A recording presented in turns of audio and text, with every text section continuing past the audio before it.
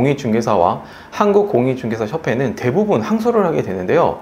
이번 사건에서는 저희 주장을 뒤집기가 힘들다고 판단을 했는지 피고들이 항소 조차하지 않고 포기했습니다.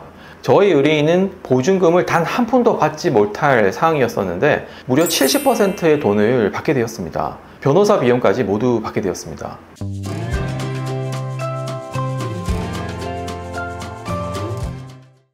안녕하세요, 김민중 변호사입니다. 이번 시간 전세 사기로 모든 것을 잃게 된 상황에서 기적적으로 탈출한 사례를 소개해드리고자 합니다. 나도 만약 적용해서 탈출할 수 있는지 한번 꼭 확인해 보시기 바랍니다.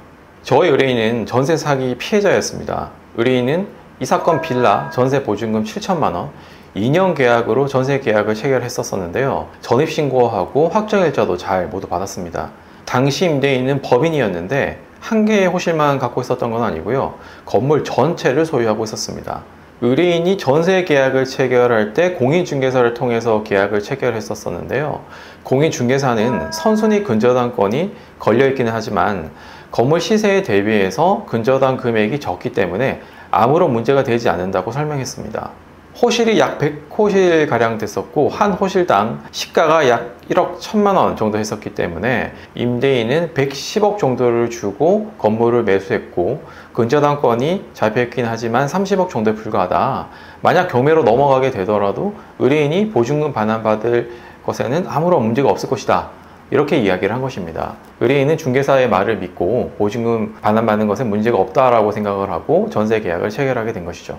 그런데 이후에 임대인이 금융기관 대출을 변제하지 못해서 임의 경매가 진행되게 되었고 저희 의뢰인이 중개사 말을 듣고 경매 진행 과정에서 권리신고 그리고 배당 요구를 했는데 우선순위에 밀려서 한 푼도 배당받지 못하게 된 것입니다. 임대인은 이미 깡통법인이 되었기 때문에 의뢰인은 보증금을 임대인으로부터 단 한 푼도 반환받지 못하는 상황이었습니다. 이런 상황에서 의뢰인이 저희 로인을 찾아주셨습니다.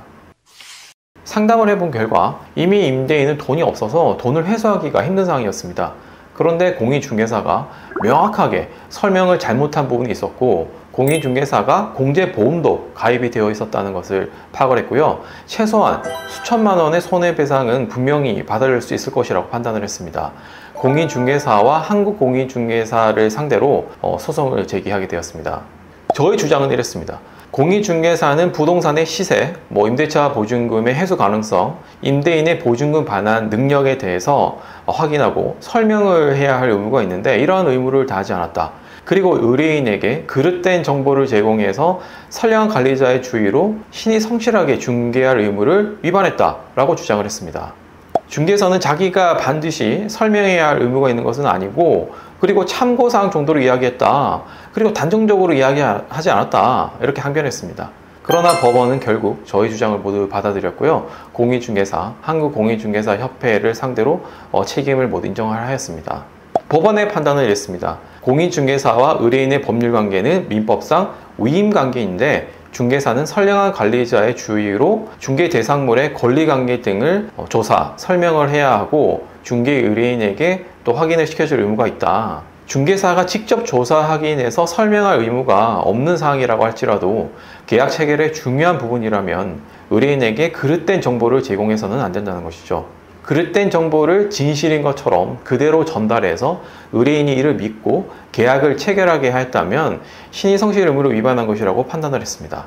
법원은 옹고의 주장을 받아들였지만 옹고도 부동산 등기부를 확인하면 공동 근저당권을 확인할 수가 있었고 최우선 변제권에 해당하는지 여부를 법률을 확인하면 확인할 수 있었을 텐데 이런 부분을 확인하지 못한 잘못이 있다고 판단을 하고 피고들의 책임을 70%로 제한하였습니다. 보통 공인중개사협회를 상대로 소송을 제기하면 20에서 30%의 책임만 인정되는 경우가 대부분입니다. 이번 사건은 무려 70%까지 책임을 인정한 매우 이례적인 성공 사례입니다. 저희가 꾸준히 중개사고에 대해서 소송을 제기해서 승소 판결을 받아내고 있는데요. 40%, 50%, 70%까지 소비자들에게 유리한 리딩 판례를 계속 만들어 나가고 있습니다. 1심에서 저희가 승소하긴 했지만 크게 승소하였기 때문에 공인중개사와 한국공인중개사협회는 대부분 항소를 하게 되는데요. 이번 사건에서는 저희 주장을 뒤집기가 힘들다고 판단을 했는지 피고들이 항소 조차하지 않고 포기했습니다. 저희 의뢰인은 보증금을 단 한 푼도 받지 못할 상황이었었는데 무려 70%의 돈을 받게 되었습니다. 변호사 비용까지 모두 받게 되었습니다. 문제의 상황에서 어떻게 방향을 잡아가야 하는지, 어떤 주장을 어떻게 해 나가야 하는지에 따라서 내가 입은 피해를 모두 찾아올 수 없을 수도 있게 됩니다. 곤란한 상황에 처하셨다면 저희 로인으로 연락을 주시면 전문 변호사들이 신속하게 안내해 드리도록 하겠습니다. 감사합니다.